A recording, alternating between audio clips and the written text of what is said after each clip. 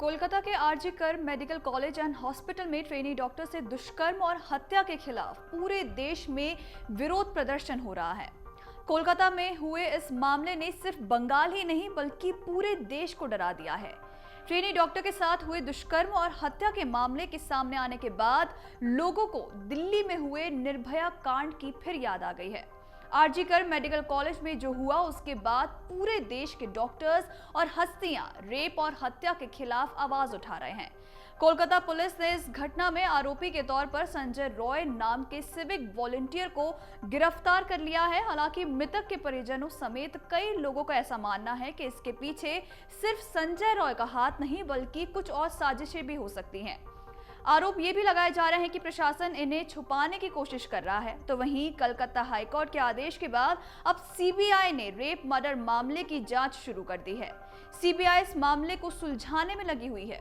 हर दिन हो रहे नए खुलासे से कोलकाता डॉक्टर की मर्डर मिस्ट्री उलझती जा रही है। इसी बीच ट्रेनी डॉक्टर के पिता के खुलासों से सस्पेंस और गहरा गया है। ट्रेनी डॉक्टर के पिता ने पिछले सप्ताह मीडिया से बातचीत के दौरान बताया कि उनकी बेटी आरजी कर अस्पताल में दबाव में थी और वहां वो फिर से नहीं जाना चाहती थी। इस बयान के बाद से ही इस बात को लेकर कयासों का दौर शुरू हो गया था कि आखिर पीड़िता किस तरह के दबाव से गुजर रही थी। हालांकि ये पहली बार नहीं है जब आरजी कर मेडिकल कॉलेज में ऐसी घटनाएं सामने हुई हैं। इससे पहले भी मेडिकल कॉलेज में ऐसी कई घटनाएं घट चुकी हैं। कभी छात्रों की, कभी प्रोफेसर्स की, कभी हाउस स्टाफ की रहस्यमय परिस्थितियों में मौत हो चुकी है।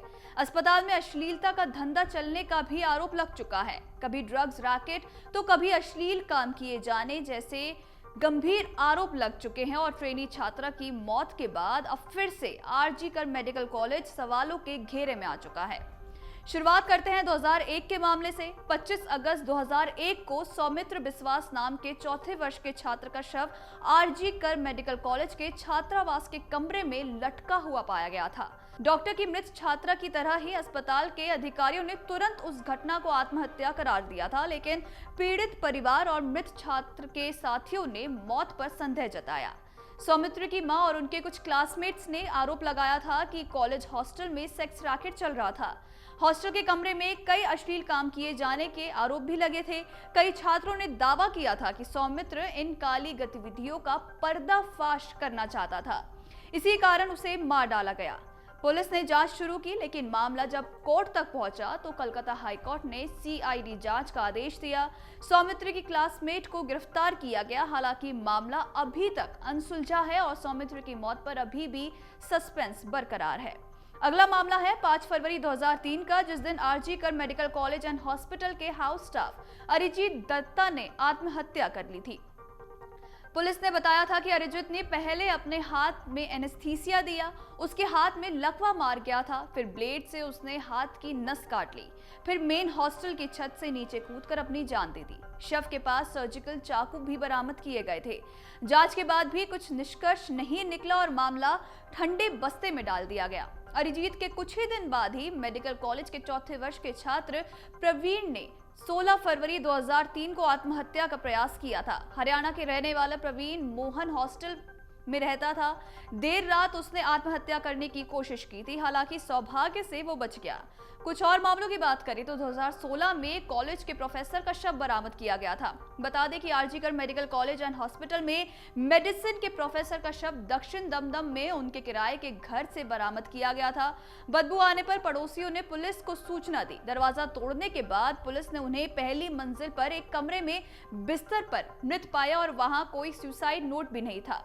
पुलिस ने अनुमान लगाया कि अचानक दिल का दौरा पड़ने से उनकी मौत हो गई। हालांकि वो मौत के कारण की पुष्टि नहीं कर सके। आपको बता दें कि जांचकर्ताओं को उसके कमरे के फर्श पर खून के धब्बे और चेहरे पर कुछ चोट के निशान भी मिले थे, लेकिन उनकी मौत को लेकर अब भी रहस्य बरकरार है।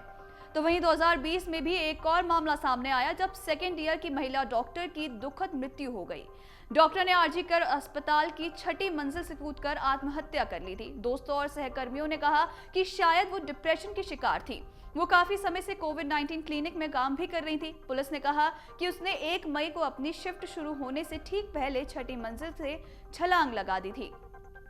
हालांकि इस मामले में कोई सुसाइड नोट नहीं मिला और डॉक्टर की मौत को लेकर कई सवाल भी उठे जिनका जवाब आज तक नहीं मिल पाया है। अब अगर कोलकाता कांड के बारे में बात करें तो कोलकाता के आरजीकर मेडिकल कॉलेज और अस्पताल में ट्रेनी डॉक्टर से दुष्कर्म हत्या के मामले में सुप्रीम कोर्ट में आज सुनवाई होने वाली है। मुख्य न्यायाधीश डीवाई चंद्रचूड़ की अध्यक्षता वाली पीठ ने घटना का संज्ञान लेते हुए मामले को मंगलवार सुबह 10:30 बजे सुनवाई के लिए वाद सूची में शीर्ष पर रखा है। शीर्ष अदालत की वेबसाइट पर अपलोडेड की गई 20 अगस्त की वाद सूची के अनुसार बात करें तो पीठ में मुख्य न्यायाधीश चंद्रचूड़, न्यायमूर्ति जेबी पारदीवाला और न्यायमूर्ति मनोज मिश्रा शामिल होंगे।